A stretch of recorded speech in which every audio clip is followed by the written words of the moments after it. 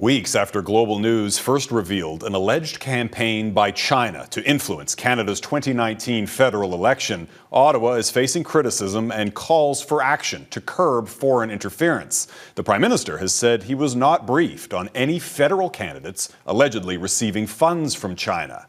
In a year-end interview earlier today, Global National anchor and executive editor Donna Friesen asked Justin Trudeau about the impact of that alleged foreign interference on our elections. Well, I understand that there wasn't, I think the terminology, there wasn't significant impact. Was there any impact, though? Is it possible it didn't sway the entire election, but it may have swung some ridings? No. The reporting is, the analysis shows that it didn't have a significant impact on any of the ridings. But of course,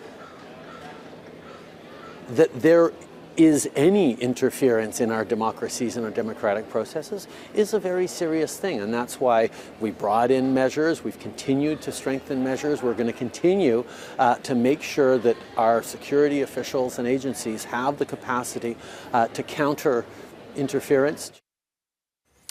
One measure the federal government is considering to counter that foreign interference is the creation of a foreign agent registry. Mackenzie Gray has more on the plan and potential implications. Mackenzie. Jeff, it's the latest signal from the Liberals to try and tackle interference within Canada. The Public Safety Minister is saying the government will launch public consultations on implementing a foreign agents registry. The goal of a registry? Shed light on individuals paid to influence the Canadian political process on behalf of other states like China, Russia, or Iran. Countries' intelligence officials have warned for years are meddling in Canadian affairs. The obligation. The former head of CSIS believes this kind of tool would help law enforcement and security agencies better deal with that interference. You have an agent of the Chinese state in one shape, form, or another who's registered doing this sort of thing. You have an instantaneous reason for asking them to desist and possibly prosecuting them. While no date has been set, the consultations are expected to begin in the coming weeks, and if brought into force, it would put Canada in line with other key allies.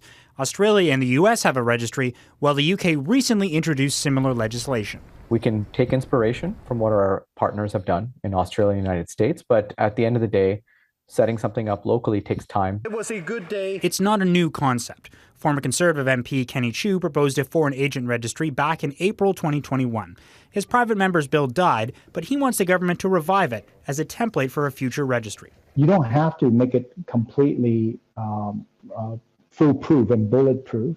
We can continue to enhance any legislation and laws. As the Liberals are contemplating the changes, new documents obtained by Global News show Canadian officials knew for years the country's existing laws left holes for foreign governments to meddle in Canadian politics. Emails from senior officials at Global Affairs state there are several situations not covered by Canadian law, citing examples of an agent undertaking communication activities or engaging in big disbursements of activities on behalf of foreign governments. While the consultations would be a first step to implementing a foreign agents registry, there's no guarantee one will actually come into place.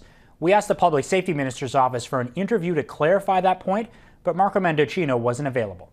Jeff? Mackenzie Gray in Ottawa. Thanks.